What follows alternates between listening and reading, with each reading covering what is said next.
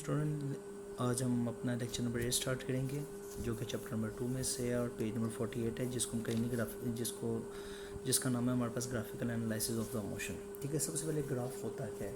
Graph is a pictorial way of the representing information about the relationship between the various quantity. यानी कि मुख्तलिफ quantities के दरमियान, दो क्वांटिटी के दरमियान हम एक पिक्टोरियल वे क्या डिस्कस करते हैं। ठीक है, पिक्टोरियल वे क्या है? पिक्टोरियल वे क्या है कि दो क्वांटिटीज़ जहाँ पर जिस पॉइंट पर आकर इंटरसेक्ट करते हैं वहाँ पर हम उसको एक स्पॉट क्रिएट कर लेते हैं, जो कि हम आगे जाकर डिस्कस करेंगे। अब जो क्वांटिटीज़ होती हैं, याद रखें, ये वेरिएबल्स होती हैं। मसलन वेरिएबल्स किस तरह?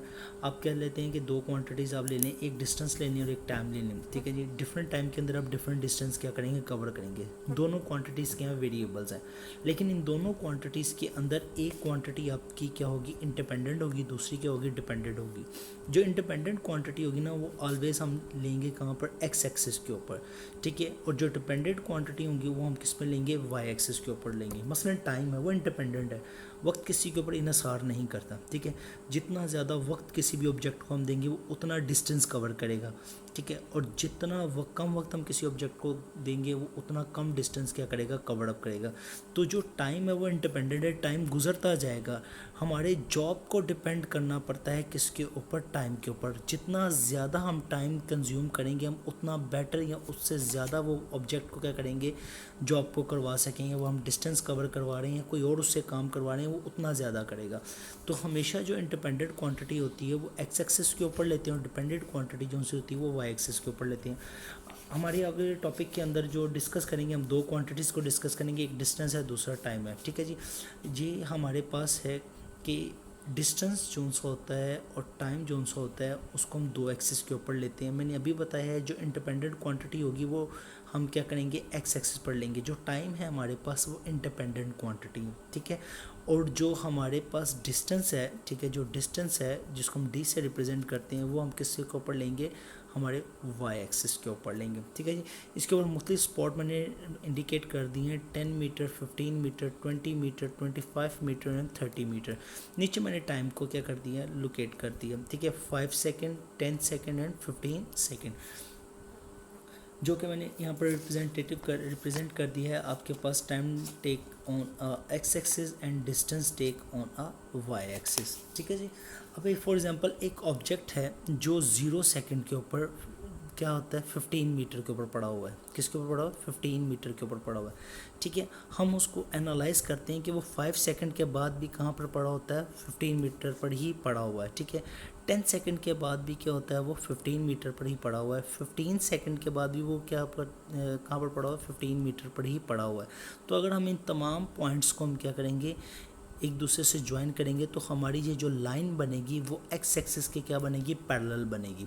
तो इट्स मीन बाय डैट कि जब भी हम डिस्टेंस और टाइम के दरमियान ग्राफ को डिस्कस करेंगे, अगर ऑब्जेक्ट उसके अंदर रेस्ट की स्टेट में होगा, किसकी स्टेट में होगा, रेस्ट की स्टेट में होगा, तो हमारा जो ग्राफ होगा वो पैरेलल होगा किसके, एक्स एक्सिस के। किसके पैरेलल होगा, हमारे पास एक्स एक्सिस के होगा। ठीक है, नेक्स्ट केस हमारे पास है object moving with the constant speed. उसी तरह ही मैंने डिस्टेंस को क्या कर दिया, वाई एक्सिस के ऊपर ले लिया, ये मैंने डी से इसको रिप्रेजेंट किया। ठीक है, और एक्स एक्सिस के ऊपर मैंने टाइम को क्या कर दिया, इंडिकेट कर दिया। ठीक है जी, अब object with the moving with the constant speed. Constant speed क्या है, यूनिफॉर्म स्पीड, इसकी समझ लें। ठीक है, 5 सेकंड में 10 मीटर का फासला तय करता है, 20 मीटर का फासला वो 10 सेकंड में तय करता है, 30 मीटर का फासला वो 15 सेकंड में तय करता है, 40 मीटर का फासला वो 20 सेकंड के दरमियान 20 सेकंड में कवर अप करता है। ठीक है जी, हम इनके दरमियान जब ग्राफ बनाते हैं बिल्कुल एक स्ट्रेट लाइन बनती है। क्या बनती है, जो कि इसके ओरिजिन से स्टार्ट होती है, जिसको हम कहते हैं पोजीशन भी कहते हैं। ठीक है जी, कहते हैं फॉर एग्जांपल आपने किसी भी ऑब्जेक्ट की स्पीड मालूम करनी है तो वो उसकी क्या होगी, ये स्लोप होगी। ठीक है, अगर आपने इस ऑब्जेक्ट की स्पीड मालूम करनी है तो वो क्या होगी, स्लोप होगी। अब जो स्लोप है हम उसको नाम दे देते हैं ए बी का, उसको हम नाम क्या देते हैं, ए बी का।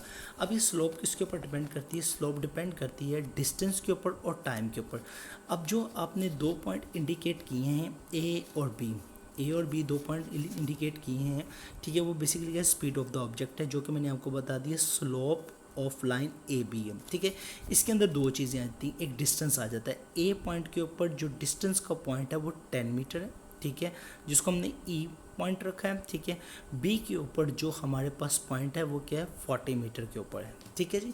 हमने ये इस स्लोप के डिस्टेंस को रख दिया, तो डिस्टेंस जो हमारे पास लोकेट होगा वो क्या होगा, ई एफ होगा। अब ई से एफ तक हम देख लेते हैं कितना डिस्टेंस कवर हुआ है।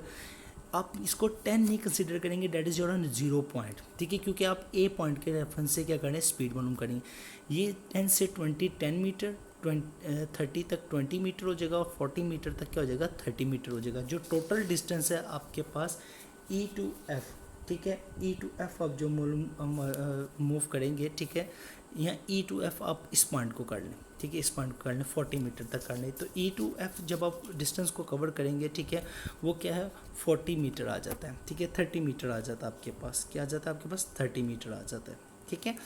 अब जो आपके पास स्पीड है वो एक्स एक्सिस पर है, वो आपने यहाँ पर लोकेट कर देनी है डी पॉइंट के ऊपर। किस पॉइंट के ऊपर, डी पॉइंट के ऊपर, ठीक है। अब ए से बी, अब डी पॉइंट के ऊपर आएंगे, तो यहाँ से अब अपना टाइम को स्टार्ट करेंगे 5 to 10, ठीक है, 10 to 15, 15 to 20, तो आपके पास 15 सेकंड बनेंगे। मैं यहाँ पर दोबारा लोकेट करता हूँ, ठीक है, 30 मीटर डिवाइड बाई 15 सेकेंड, ठीक है जी। जब हम 13 को 15 को सॉल्व आउट करेंगे तो आपके पास जवाब क्या आएगा, 2 मीटर पर सेकेंड आ जाएगा। यानी कि थ्रू आउट ए से बी तक जितनी स्पीड ऑब्जेक्ट की होगी वो क्या होगी, कांस्टेंट होगी, क्योंकि बॉडी जो सी हो रही है सेम इंटरवल ऑफ टाइम में सेम डिस्टेंस क्या कर रही है, कवर कर रही है, ठीक है। नेक्स्ट हमारा आर्टिकल जो है वो क्या है, object moving with the variable speed. Variable speed में क्या है कि कोई भी एक चीज़ उसकी चेंजेबल हो रही है, कोई भी एक चीज़ उसकी कांस्टेंट नहीं रह रही, यानी कि डिस्टेंस है वो भी वक्त के लिहाज से चेंज हो रहा है, और जो टाइम है वो भी मुसलसल क्या हो रहा है, चेंज हो रहा है, यानी कि equal distance in equal interval of time क्या हो रहा है, कवर अप नहीं हो रहा। तो यहाँ पर जब भी क्रिएट होगी तो वो एक स्लोप सी पिट्स एंड बम्प, यानी कि उभार की सूरत में क्या होगा, आपके पास एक ग्राफ आएगा, ठीक है। उस ग्राफ को आपने मालूम करने के लिए कोई भी एक पॉइंट लोकेट कर लेते हैं, जिसको हम कहते हैं टेंजेंट स्लोप कहते हैं, जिसको हम कहते हैं टेंजेंट स्लोप कहते हैं। यहाँ पर मैंने एक पॉइंट ले लिया जो कि क्या आपका पी पॉइंट है, इसको हम कहते हैं स्लोप ऑफ टेंजेंट कहते हैं, ठीक है। स्लोप ऑफ टेंजेंट से आपने पी पॉइंट से यहाँ तक का फासला, या यहाँ तक आपने उसकी डायरेक्शन को, स्लोप को क्या करना है, मेजर करना है, ठीक है। अब ये जो P है ये डिपेंड करती है ये लाइन के ऊपर, यानी कि जो इसके बिल्कुल y एक्सिस पर है, जो कि इस लाइन ऑफ रेफरेंस के लिहाज से है, ठीक है जी, इस लाइन ऑफ रेफरेंस के लिहाज से, जिसको हम क्या कहते हैं, RS का नाम दे दिया है, ठीक है, जो कि डिपेंड किसके ऊपर करती है, टाइम के ऊपर। और टाइम के ऊपर हमने क्या कर दिया, 2 पॉइंट्स को इंडिकेट कर दिया है, जो कि आपके पास क्या है, QS है, ये Q आ गया और ये पॉइंट क्या आ गया, आपका S आ गया, ठीक है जी।